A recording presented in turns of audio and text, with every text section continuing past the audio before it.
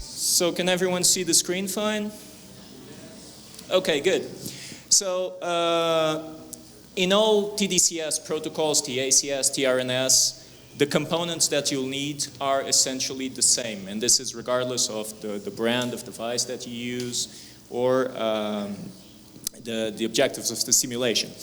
However, I would like to focus, and we've seen in yesterday's talks, that we need to start coming up with more, with montages that gives us more freedom to stimulate different brain regions and to stimulate really complex targets. Because we know that the targets associated with some of the diseases that we hear about here aren't simple.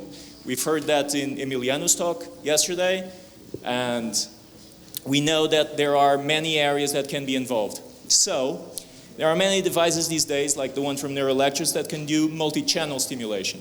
What is multi-channel stimulation? Instead of using two electrodes, one anode and one cathode, we have, in this case, 8 electrodes. So in this particular montage, we have 4 anodes and 4 cathodes. Okay? And how do we determine where to place the electrodes and how do we determine the current that goes into each electrode? That's a previous step, okay?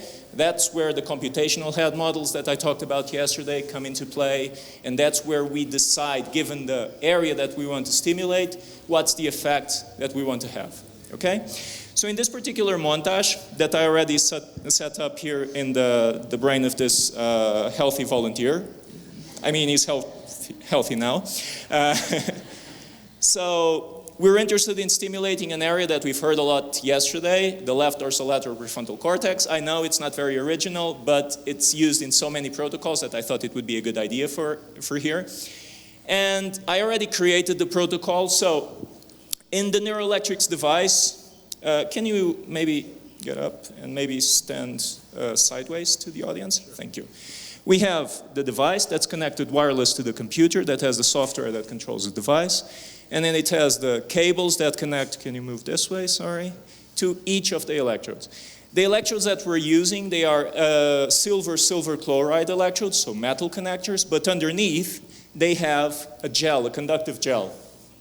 It's the same as the EEG gel, you all know, okay? And what I had to do when setting up the experiment was to put the gel beneath each electrode, okay? Why is this important? This is important to guarantee that the electrical impedance is low. And so the device can generate with the 9-volt battery, it's a little bit more complicated than that, but with the small battery that it has inside it, it can generate the currents that we decide, okay? So how does this protocol look like? So in NIC is the software that we use. We can come here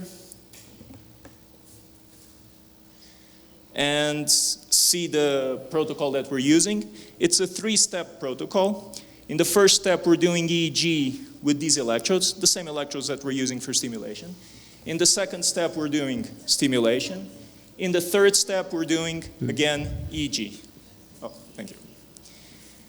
And we can edit the protocol to see how it looks like. So we have the steps here. You can drag the electrodes that you use to the 2 tabs, the EEG and the stimulation tab. And if you go here to the stimulation step,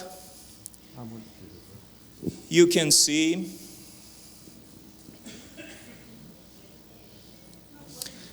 that I've already put the current for each electrode. Again, the currents were determined using a computational head model, and the objective here is to stimulate, excite the left dorsolateral prefrontal cortex, okay?